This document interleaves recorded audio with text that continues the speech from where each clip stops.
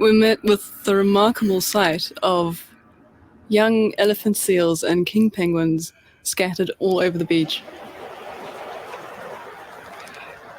These young pups, just a few months old, have been left to fend for themselves on the beach until they're old enough to enter the ocean.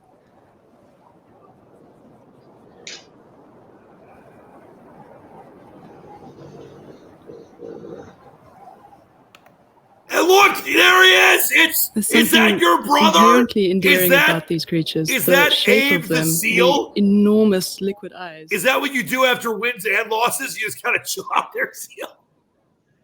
I like the cold weather. Yes, it is pretty sick. That is a good looking seal. I would claim that as part of the family right there. You guys kind of look. Remarkable thing. I would take it as a pet. Animals come straight up to you and display. Look at how cute that seal is. Well, you're looking at amazing seals in Antarctica, and now you're looking at the great king of the seals, Sealy McNeely. Great to see you, my friend. Welcome in to the Sportsedge, powered by InSpin.com and InSpin.com's network of handicappers. Jamie back on assignment again. This time not New Zealand. He is in Scotland, and he's tending to a herd of sheep. Two-man team event in New Orleans this week, so no selections for JB, but he's getting ready for the PGA coming up in a few weeks.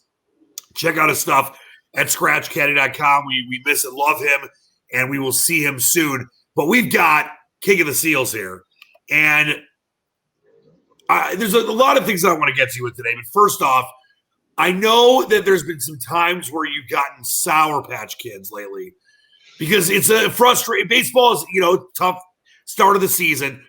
But I'm here to tell you, as well as everyone else, that there's no one better than you, and that it's okay, to be frustrated. But there's too many people like me and others that love you too much that don't want to see you be Sour Patch Kids. So what's the deal? The beginning of baseball is usually rough. The weather, you need better weather. The weather's too cold everywhere. You know where you live. Yeah. A little chilly, isn't it, for baseball? It's chilly. We had a snow cancellation 2 days ago here in Michigan. There's been a few snow cancellations in the league. Too cold. It's got to warm up. Can we just take a look at that seal again, by the way? I mean, look at that cute little seal monster. He's not so little. He's not so little, by the way. That's probably like a 90-pounder. Would you ever adopt a seal or maybe put him next to your fish tank? If they would fit, I would put one in, but he's not getting in there. No, he's not getting in there. But no. This is the God's honest truth. Please check out Seal's website at sportshandicapper.com. Seal, you continue to give tons of winners. And yes, not every game's a win, and that's the way the life goes. But, I know it's early in baseball, and it's a long season, especially I think on this year there's no, delay because of COVID. What is the process for you, because, yes, there are times where games will not go the way, like, for example, a team total last night didn't go the way you wanted it to. But you've had a ton of success with totals and a bunch of sides throughout the early year. What do you do early in a season to really kind of highlight what you want to do as far as making your selections? And yes, when things, there are some reversals at times, that doesn't get you off of your process, right? I mean, it's all about doing what has made you a ton of money and your clients a ton of money for a long time, for years and years and years. Yeah, you got to just keep doing what you know, and even if you hit a small rough patch, you have to go to the dance with what brought you, or whatever that line is, and you just keep doing the same thing, and it will turn. I mean, it hasn't been terrible. Baseball hasn't been terrible. I mean, not at all. You get sour for no reason. You'll be like 3-1 and you're sour. Yeah, I like to go because you want to go 4-0. I'm on a podcast. And Mrs. Seal. So this is the important question. When you look at what goes into the process, for your selections, we talk about this on the show a lot. I think it's important that people watching for the first time or that are going to sign up for your site at sportshandicapper.com, you see it right there rolling on your screen. What you do is unlike what pretty much anybody does. I mean, there's a reason you're so successful. I think it's important that people understand that, yeah, you might lose a game here or there, but the process you have has been tried and true for years. And people that want to try to do this themselves, all power to you. I'm not saying you can't, but it's never going to work in the end, right? I mean, we're not just saying that so people sign up at your website or, they sign up at anybody's, handicapping website. there's a reason that people like you and Jamie, when it comes to golf, and our man Sideburns and Starsky and all these guys that for years and years and years have been so profitable in the end when it comes to betting on whatever the sport is, and now baseball, you are the king of baseball. Talk about that process and how even when it gets frustrating, you're not going to change that. No, well, you check the closing lines now. If I tell you to bet something, if I tell you to go over 8 and the game closes 7.5, you're in trouble. I mean, anybody knows that. I mean, if I tell you to go over 7.5, I mean, the game should close 8. You should have value, and that's what I look to do. I'm not looking to tell somebody to go over 7.5 when a game that closes 7.5. I mean, that's why people that bet into these numbers that don't really know what they're doing, or they're at home and they're going to bet right at post before the game goes. You're not getting any value betting a closing line, I don't think. I mean, no, and you give me, and obviously your clients, you give me stuff so early. You're up at 4:30 in the morning sometimes, and I don't think people understand and they should bow down to King of the Seals and his brother right there. That's Frankie the Seal. So you're up early, and you're giving out a lot of these plays early. And the problem is with people is, you just mentioned this, they think they can wait till post. They think they can, in the NBA, for example, wait for an injury report. If you've said this many times, the way you beat the line is you find a bad line or you have information. And a lot of times you have a little of both. If you're going to try to, take down something and have a value play, and you mentioned it's all about the value, if you don't bet it early, you're going to lose that. Now, it can go the other way. It does sometimes. But, like, for example, let's say, a total I'll just throw up a game from tonight. Let's say you liked the over 8.5 in the Atlanta Arizona game. It starts at 7:04 Eastern. And it opened 8.5, and you said take the over, and then by 3 Eastern it was 10. You've lost all your value. That's what I think people need to understand. It doesn't mean you can't win. I'm not trying to say you can't do things on your own. I mean, I've done things on my own at times, but I've learned throughout the years, and knowing people like you, the legends of the business, and I mentioned all the other guys and people that are consistently profited and made livings doing this, is because you tell people when to take a game, and you're not going to always win that game. It's not like you're 100%. No one is. But you've got – it's like when you look at betting on the stock market, when you look at value and you look at the ability to have leverage and have a better chance of winning, that's what you do. And that's why you've been so successful. I think a lot of people still don't understand that. They just want to try to do it themselves. They, if you're going to be any kind of a serious bettor and try to make some money, even if it's just a little side hustle, you've got to have someone like you on their side. Yeah, absolutely. It's just like you said in the stock market. If you want to buy a stock at $20, you want to buy it at 17 before it goes to 20. You don't want to buy it at 20 right. after it went from 17 to 20. Where's the value? The people that bought it at 17, that's the value. Same thing in sports. It's all math. There's nothing different. Stock market, betting. It's like my Dogecoin. I got my Dogecoin at 5 cents. It went up to 50 cents. I mean, and then you got to know I sold some, and now it's back down to like 20 or 30 cents. It's the same thing with sports betting. And I wanted to ask you this too, because I think it's a fascinating thing. I mean, we're both in states. You're in Pennsylvania. I'm in Michigan that have legalized sports betting, and it's great. It's super easy, and it should have been this way years and years ago. I mean, it's been legal in Europe forever. With all these new people having the ability, like just a lot of the casual people that, never really would bet per se, maybe bet on the Super Bowl with a bookie or whatever, but normally would bet. All these people that are coming into the fold as this becomes more and more legal in different states. It looks like Florida might make it legal soon. It looks like Governor DeSantis is giving it to the Indian tribes to do the sports betting. I think it's even more important that people understand how this stuff works, don't you? Because they're going to get killed. I think people are getting killed already in these various states that they legalize gambling. People that never did it before, and they think it's easy. I think that that's why when you watch TV and every game you watch, and underneath it tells you the lines in the games and everything, and then there's always a note that says if you have a problem gambling, call this number. And it's going to get worse and worse. Do you want to know? I want you to guess what the overall handle, not profit, just the handle in just the state of Michigan last month was. Just the handle for the legal sports betting just in this state. 500 million. Well, I'm sorry. Just for FanDuel, just for one sports book. Has to be hundreds of millions of dollars. Yep, $356 million. Just for FanDuel. If you add in, like you mentioned, the 500 mil. If you added DraftKings and PointsBet, we have 13 legal betting apps here. It was over $1 billion. That's 1 month. That's crazy. So yes, there are people like you and me that will win because we understand how the process works. But there are so many that need someone like you on their side, and that's I'm not trying to just convince people that they've got to get someone like you to make themselves money. But for a small amount of money to get someone like you that knows what they're doing and has done it for such a long time, I think it's really important that people know that, especially now. I hate to say this, I've got some friends and I've given them stuff and helped them win some money. But the things that they bet, Seal, it's so bad. 6-team parlays, 10-team parlays. They're taking all these ridiculous, props that they have no idea what to do with, and same game parlays. And these sports books are smart. They give you all these wacky promos and suck people in. But if you're not smart and know when to cash out and know when to not, get taken advantage of, all you're going to do is lose. In the end, you're going to lose. It's going to be fun for you, but you're going to lose. And I think it's really important. And the parlays, you're not even getting true odds on the parlays. They're not even close to probably being the right odds that you're entitled to get on a parlay. That's how they get you. But people don't know. People don't know what a parlay should pay. Right. They're getting whacked. And that adds up for the sports books. More people love parlays. I mean, let's face it.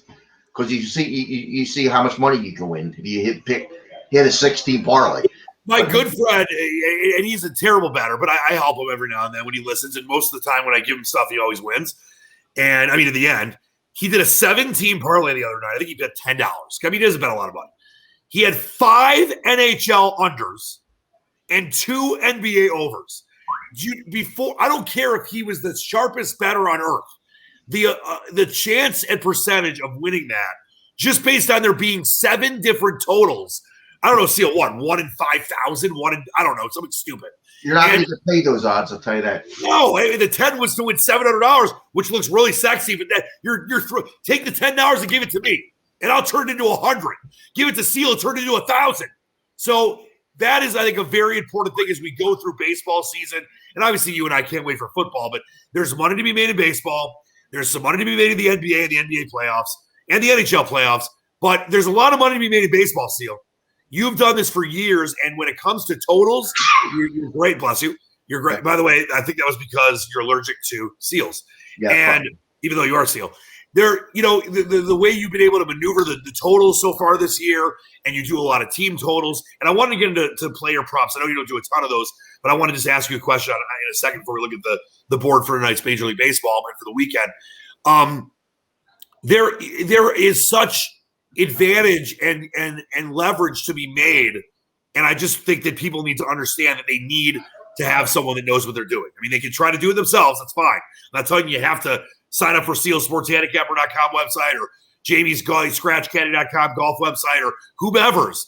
People are listening to the gambling networks and they're watching these new betting shows, and I do a betting show. So it's not like we don't think that there's ways to get some value in that. But in the end, it's someone like you. This is the God's honest truth that knows what they're doing and has done it for years. You're the one that's going to be profitable at the end of the year. That's just the way it works. Yeah, you just have to earn your pennies here and there, and it adds up over the year. That's how baseball is. It's all about pennies. You just keep on adding and adding and adding. But there's a lot of games every day, and there's a lot of games.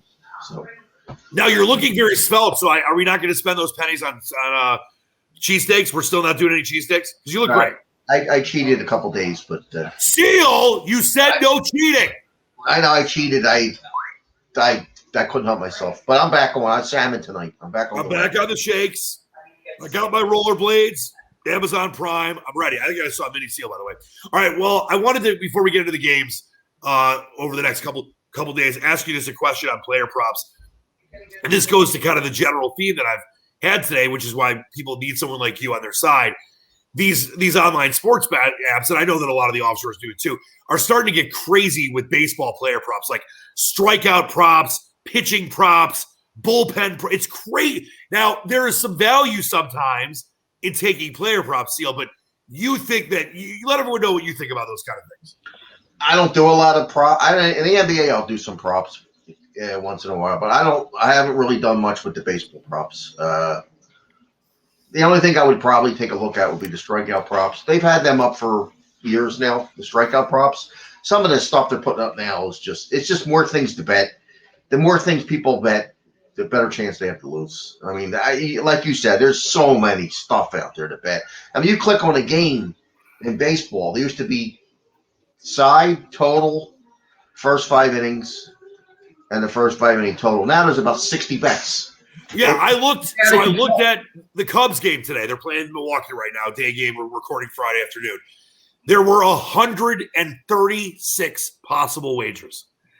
For a regular season baseball game. That's absurd. It is 136. It's preposterous, but and these days NFL games, which you and I love, NFL games have 500 wagers per game. Back in the day, it used to be 7. Side total, first half, first quarter, whatever. Now it's 500. So you've got to navigate this stuff, people. We're telling you, we love you. We want you to win. And whether you want to sign up for Seal or whoever's site or not, be careful. It's not worth it. You're just going to lose. I mean, all these promos and, if you don't know how to navigate this, it's all going to end badly for you. Well, let's take a look at the slate for tonight. I know you gave to your great daughter Livers and Onions on TikTok as you become a big TikTok star. You gave a couple nibbles out earlier, letting the peeps know what we're looking at tonight. As I mentioned, we got one live game right now. The Cubs, the last I checked, they were up 1-0 in the early second inning. So they're going with the Brewers right now as we record. But a full slate of games tonight. Give the peeps some nibbles, please. My one nibble is I'm going to stick with the Reds over. I had them yesterday over 8. Over 8, I think I went over 8. Yeah, they only scored 14. It was only 14-11 in that game. Let's hope they score at least 4 tonight because we have over 7.5, and I actually even went over a little 7 on the bye. Ooh. So I might have to reduce a little bit. I over bet the game. I think it's going to go up more. I think this game's going to close 8 flat, but we'll see. We have plenty of time till then. 8:15 start. We got 4 hours almost. Yep, and it's at 8 right now. I mean, there's some 8s out there. There's some 8s. I expect this game to close 8.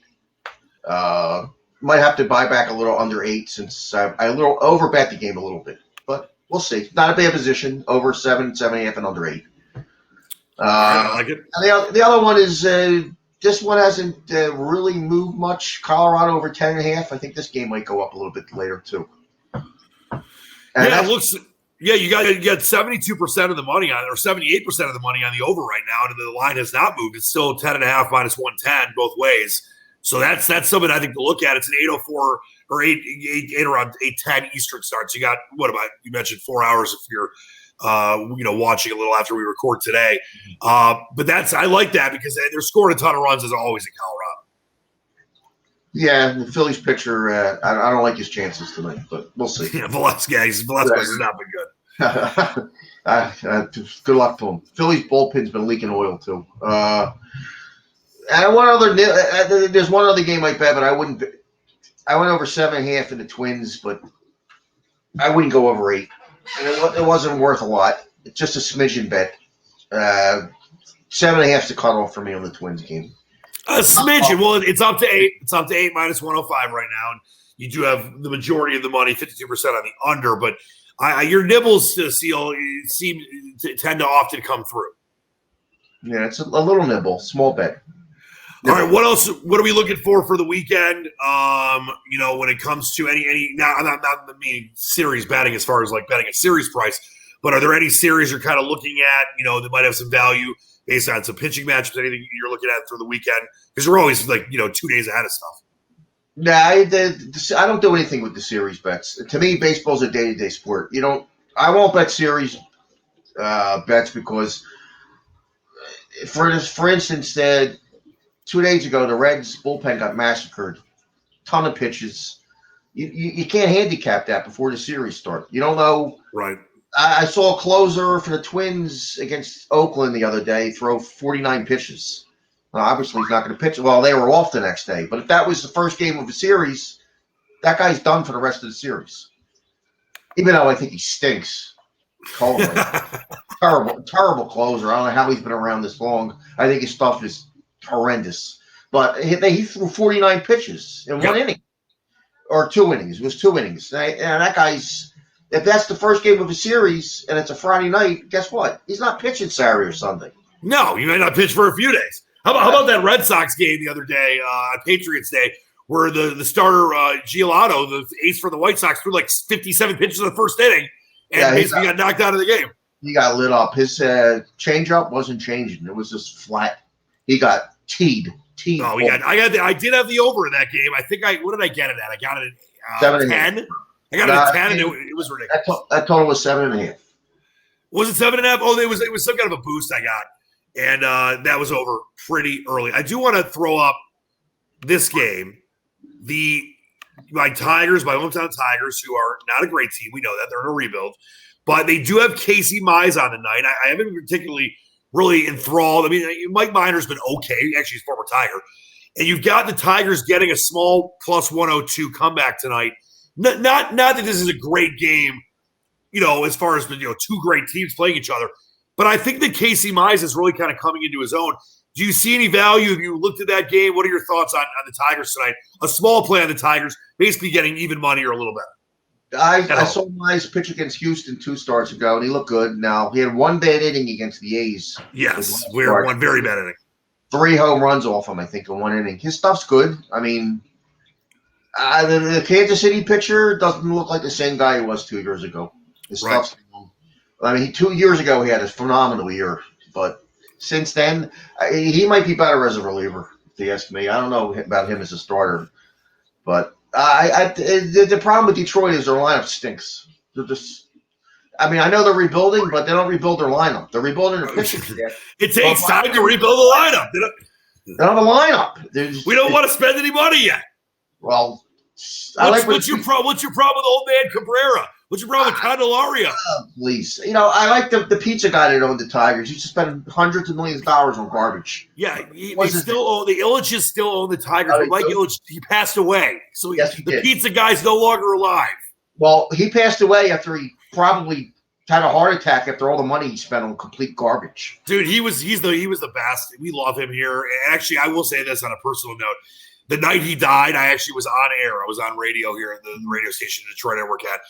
And we, of course, went right into, memorial mode. And this guy has done so much for the city, for the team, for the Red Wings, all the titles. And this was one of the most humble experiences I ever had in my career, Seal, because later that night or the next day, the Illich family called my boss and thanked them for what me and my co-host did.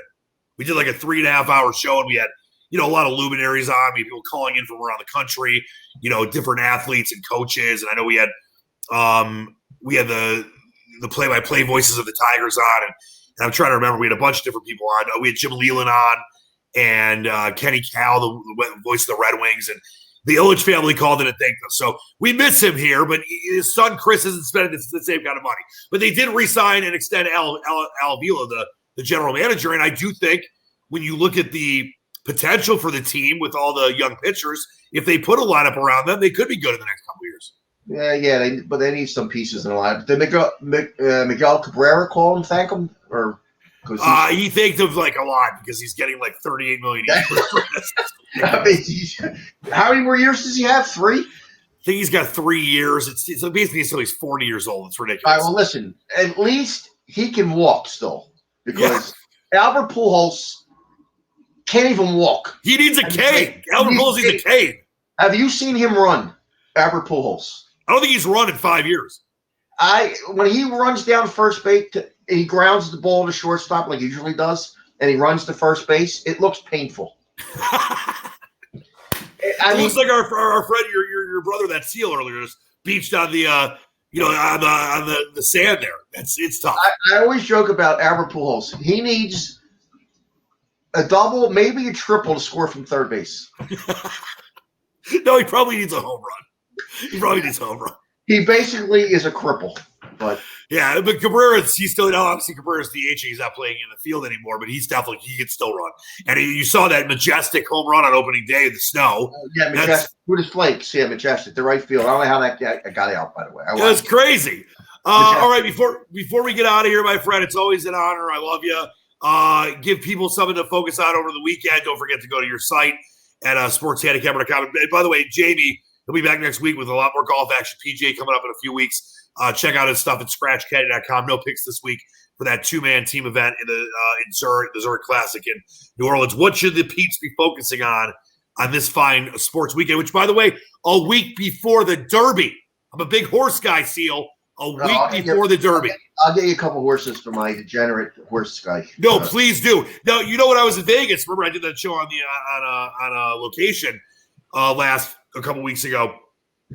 Me and my friend I bought into my friend the show. He's a great handicapper. And there was a contest in Keelan. It was $3K, and I bought in 20%. We won $12,000. So I'm ready. I'm ready for your horse picks. Give me some horse picks. Yeah, I'll get you some horse plays. A lot of the guys bet futures for the Kentucky Derby. Yeah, well, they do. They release them in stages. Group 1, Group 2, Group 3, and there's some good value. There's horses you can get at 30-1 that end up being 5-1. Yeah, that's what the big horse guys do. That's what they do. So. Yep. So what are we focusing on this weekend other than your bullshit? Are you going for a steak tonight? We're focusing on baseball, and we're going to say goodbye to the NBA because we don't know who's playing from day to day. We're going to say bye-bye NBA. The NBA. See you later, NBA. The tanking that's going on in the NBA is absurd.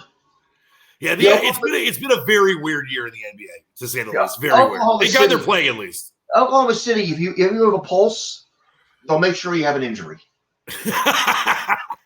Like there's one guy left on Oklahoma City, Lou Dort, who's a nice player. I mean, he's a nice player. He's not a prolific scorer. He plays real good defense. He's really highly rated defensively. If he has a sniffle, he's not playing for a week. If he has a hangnail, he's not playing for a month. No, well, yeah. Well, their best player hasn't played in a month. SGA. Alexander, SGA. And you won't see him until next year. And it's just the tanking that they're doing. It's just they've got. Listen, I love Adam Silver. I think he's done a great job. But I think they've got to find a way to combat some of the. There's just it's so. Remember when I think Stern was still commissioner, when the Spurs would rest players on nationally televised games and they would get in trouble. It's gotten like 10 times worse. It's way worse than that. They're like teams are literally they're. We know the taking's been going on in the NBA for a while. They are specifically trying to lose. It's not like they're putting out a lineup, that's going to fight hard. They're trying to lose. That's not good. That's not good for competitive balance. Well, they tried to fix that with if you had the worst record, you would get the number one pick. Now it's bottom 3 teams, and there's a percentage and everything. But now that made it worse because now all 3 teams with the worst records are trying to get into the last 3. It's a disaster. They didn't really do anything. They fined the Spurs $500,000 a couple times. Yep. It didn't cost Popovich anything. I mean, obviously. No, these teams make hundreds of millions of dollars a year. They don't care about $500K. But they gave him an out. They made sure you have to release an injury report on the NBA the day before and then the day of, and you just come up with an injury. Kyrie Irving's shoulder maintenance because he had shoulder surgery a year and a half ago. James Harden, broken heart. I mean, they can say whatever they want.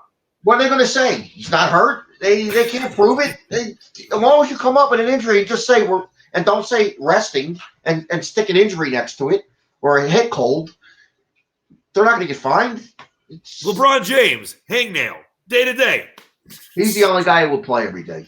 I'll give him that. LeBron would, but I'm telling you, they would. If they needed to take, they'd find a way to get him out of the lineup. Because he had a bad ankle before he had a bad ankle. He had a bad ankle since the first week of the season. So every day it was ankle questionable. If they decide not to play, they say ankle. So now he's going to have an ankle injury. You're going to give us a couple NBA plays the rest of the year. Just a couple, right? Maybe 2-3 plays. I stuck it in a couple days ago, but I wasn't happy. I won. It won, but I wasn't expecting somebody to play, and it was just I should have had a monster score. Well, you're the king of baseball, so let's focus on that. And you got Seals picks. Don't forget tonight, as we mentioned, take a look at the over in that Colorado game against the times are all weird here. I'm sorry about that.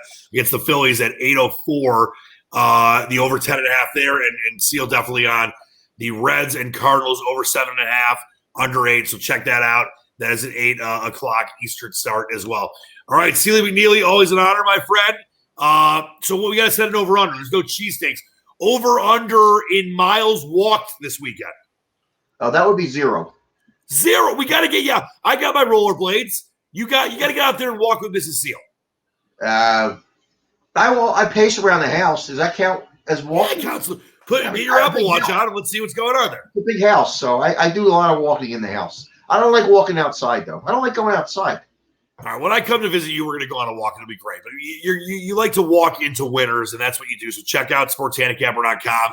Jamie will be back with us next week. Check out his website at scratchcaddy.com. Seal, always an honor. Appreciate it, my friend.